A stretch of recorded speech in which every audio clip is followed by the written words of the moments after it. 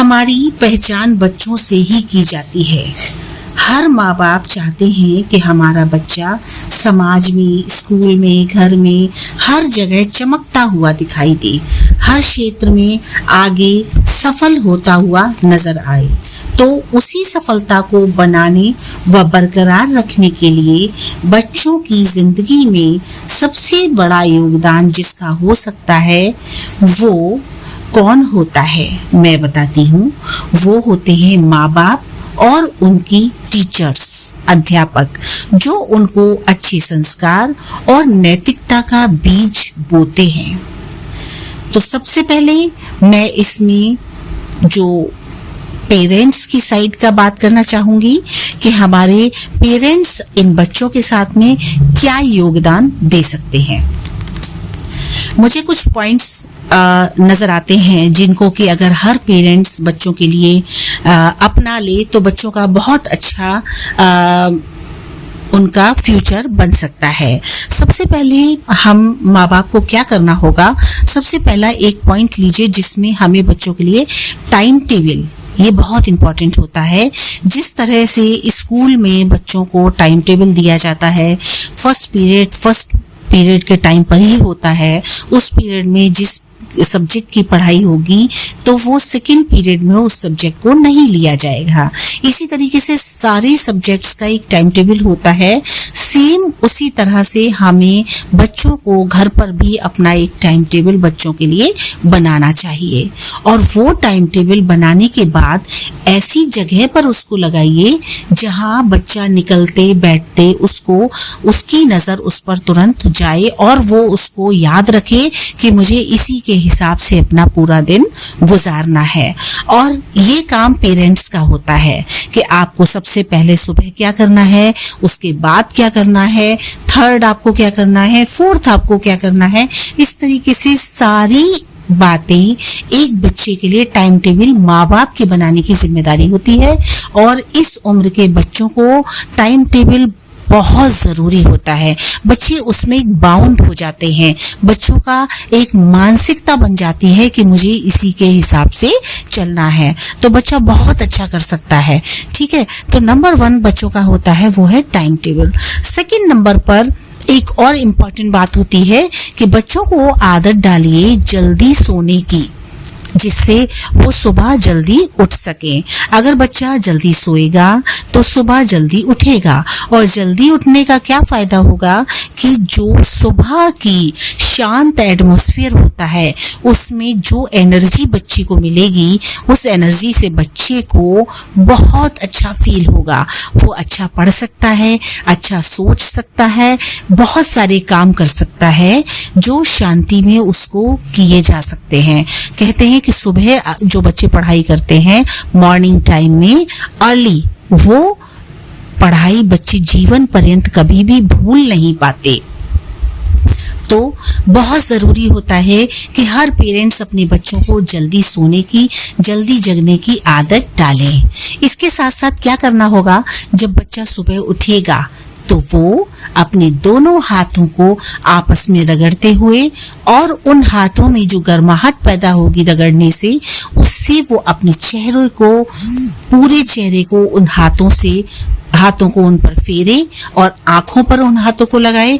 उसके बाद अपने हाथों को देखते हुए और मुस्कुराहट के साथ, उसकी स्माइल उसमें बहुत जरूरी होती है, और मुस्कुराहट के साथ फिर वो उठे तो वो मुस्कुराहट उसको क्या प्रदान करेगी, उसको एक प्रोत्साहन मिलेगी, उसको जोश मिलेगा, प्रफुल्लित होकर के पूरे दिन को गुजारेगा और उसके लिए इतना अच्छा दिन रहेगा, वो पूरा दिन अपने आप को बहुत एनर्जेटिक फील करेगा।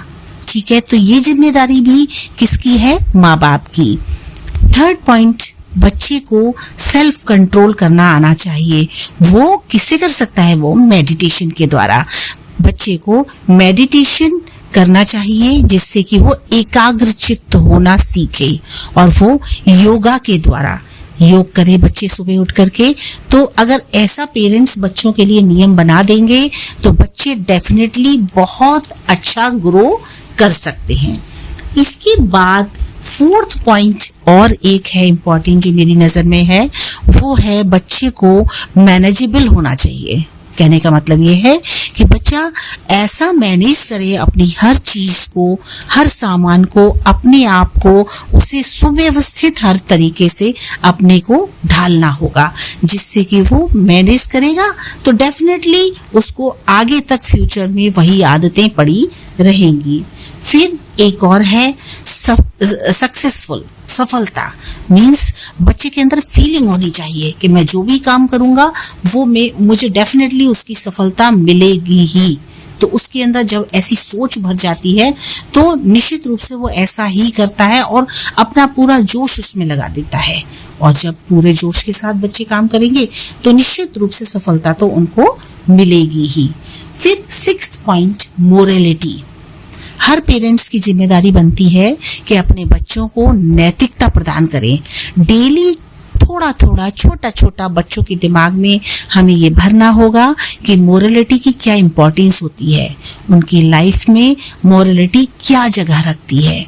और हम अपने बच्चों को जब मोरलिटी देते हैं, नैतिकता देते हैं, तो डेफिनेटली बच्चों में अच्छे संस्कार पैदा होते हैं और ये जिम्मेदारी होती है पेरेंट्स की। इसी तरीके से ये सारे पॉइंट्स जो मेरी नज़र में मुझे लगे बहुत इम्पॉर्टेंट हैं, जो अगर हर पेरेंट्स अपनी जिम्मेदारी समझते हुए इनको निभा ले तो बच्चे को बहुत बड़ा बेनिफिट मिलता है, बच्चा एक अच्छा नागरिक बन सकता है। तो ये तो साइड रही हमारे पेरेंट्स की। इसी में हम आगे और देखेंगे, वो साइड है हमारे टीचर्स की। अब मैं टीचर्स के बारे में बताना चाहूँगी, टीचर्स को क्या करना चाहिए। सेम वही कुछ पॉइंट्स मिलते जुलते हैं। नंबर 1 जो मैंने लिया है वो है मोरलिटी। ठीक है, बच्चों को मोरल टीच कीजिए, उनको अच्छी बातें सिखाइए। हर सब्जेक्ट टीचर की जिम्मेदारी बनती है कि जब वो क्लास में जाए, बच्चों को पढ़ाए, तो वो पढ़ाने से पहले 2 शब्द ऐसे बच्चों के सामने जरूर रखे जो बच्चे के दिमाग में छा जाएं, छाप बन जाए उनकी, फिर वो बच्चे उसको भूले ना। और इतने अच्छे से बच्चों को समझाइए, मुश्किल से उसमें आपको 2 मिनट लगते हैं। और जब हर सब्जेक्ट टीचर थोड़ा सा नैतिकता बच्चों में दे देगा तो बच्चा कहाँ जाएगा, निश्चित रूप से सही मार्ग तो उसको मिलेगा।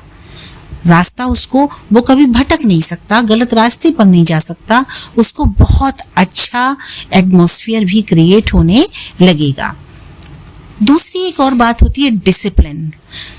बच्चों को स्कूल से ही सीखने को मिलता है कि डिसिप्लिन क्या होता है। बच्चे कहीं भी हों, चाहे वो अपने घर पर हों, चाहे वो स्कूल में हों, चाहे किसी भी ग्राउंड में हों, चाहे क्लास में हों, कहीं भी हों, बच्चों के अंदर एक फीलिंग होनी चाहिए कि हमें डिसिप्लिन के साथ ही अपने आप को रखना है।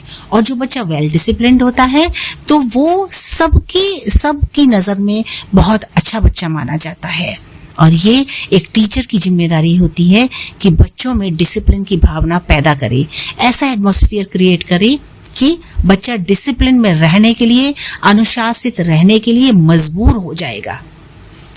जब सारे टीचर मिलकर के बच्चों के साथ ऐसा करते हैं तो समझ लीजिए कि सफलता तो मिलनी ही है। ऑनेस्टी। 3rd पॉइंट, ईमानदारी। बच्चों को ईमानदारी सिखाइए। स्कूल में बच्चे जो कुछ सीखते हैं वो उसको सर्वोपरि मानते हैं। ऐसा कहा जाता है, ऐसा माना जाता है कि टीचर बच्चे की लाइफ में बहुत इंपॉर्टेंस रखती है।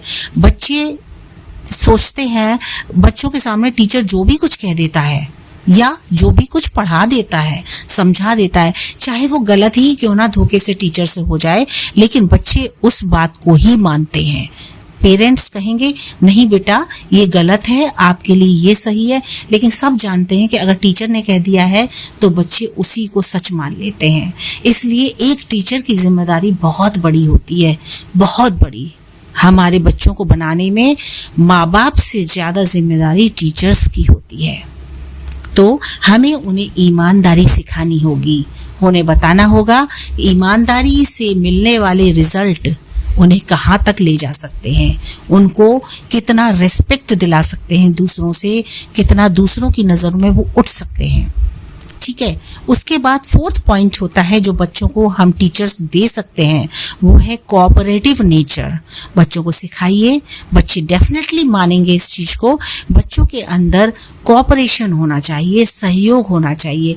उनका नेचर इस तरीके का बन जाए कि वो एक दूसरे के साथ सहयोग की भावना रखें। और जब सहयोग होगा तो नेचुरली 2, 4, 5, 6, 10, 20 लोगों से मिलकर के एक बहुत बड़ा संगठन तैयार हो जाता है। ये चीज बच्चों को सीखनी चाहिए। शेयर करना, फिफ्थ पॉइंट मीन्स बच्चों को आदत होनी चाहिए अपनी हर चीज को जो वो शेयर कर सकते हैं। खाने की चीजें हैं आपकी, अगर किसी के पास स्टेशनरी नहीं है तो आप उसको भी दे सकते हैं और आप एक दूसरे के साथ शेयर करने की फीलिंग बनाइए। उसके साथ में सिक्स्थ पॉइंट है हेल्पफुलनेस। बच्चों में बड़ा सॉफ्ट कॉर्नर होता है, बच्चों को हेल्प करने की थिंकिंग बनाइए। उनकी ये सोच होनी चाहिए अगर ज़रूरतमंद है कोई तो हमें उसकी हेल्प ज़रूर करनी है। तो ये सिक्स पॉइंट्स हैं जो हमारे टीचर्स साइड के लिए बहुत इंपॉर्टेंट है। और एक और है सेवंथ पॉइंट जो है आत्मीयता। ये बहुत बड़ी चीज होती है। हर टीचर को ये सोचना चाहिए कि हमारा बच्चा अगर स्कूल के बच्चों की जगह हो तो एक टीचर को हमारे बच्चे के साथ कैसा बिहेव करना चाहिए, कैसा उसको एटमॉस्फेयर देना चाहिए, क्या सॉल्यूशंस देने चाहिए, वो सारी बातें हमें अपने बच्चों के साथ स्कूल में करनी चाहिए। और उससे क्या होगा, जब टीचर्स और पेरेंट्स दोनों मिलकर के अपनी जिम्मेदारियां निभाएंगे, अपनी जिम्मेदारियों को समझेंगे, तो निश्चित रूप से बच्चा इतना अच्छा बनेगा कि प्रॉब्लम होने का तो कोई सवाल ही नहीं है। और जब प्रॉब्लम नहीं होगी तो सॉल्यूशन का कोई मतलब ही नहीं है। तो इसलिए ऐसे काम कीजिए। एक पेरेंट्स की जिम्मेदारी, माँ बाप की जिम्मेदारी माँ बाप को पूरी तरह से निभानी होती है और वो निभानी चाहिए। सारे पॉइंट्स को बहुत अच्छे से पेरेंट्स निभा सकते हैं। टीचर्स जो कि हमारे बच्चे मोस्टली आप ये मान के चलिए जो टीचर्स के पास बच्चे 7-8 घंटे गुजारते हैं, उन 7-8 घंटों में पेरेंट्स अपने बच्चों को बहुत जिम्मेदारी से, बहुत उम्मीदों के साथ भेजते हैं। और हर टीचर की जिम्मेदारी बनती है कि उनकी उम्मीदों को खरा निकलना हमारी जिम्मेदारी बनती है टीचर्स की। टीचर्स को अपने बच्चों को बहुत अच्छे से संस्कार देने चाहिए। स्कूल में जो भी कुछ वो अच्छा दे सकते हैं वो बच्चों को दें और बच्चों को अच्छा नागरिक बनाने में पूरा योगदान दें, टीचर्स भी और पेरेंट्स भी। बस मैं इतना ही कहना चाहती हूँ। कुछ दिन बाद मेरा सेकंड पार्ट आएगा जिसमें मैं इनसे बड़े बच्चों की प्रॉब्लम्स, टीनेजर्स की प्रॉब्लम्स को लेकर के आपके सामने आऊंगी। उम्मीद करती हूँ आपको मेरी बातें समझ में आई होंगी। हम सब इन बातों को अपने जीवन में ज़रूर ढालेंगे। अगर आपको मेरा वीडियो पसंद आया है तो प्लीज़ इसको सब्सक्राइब करना ना भूलें। Thank you.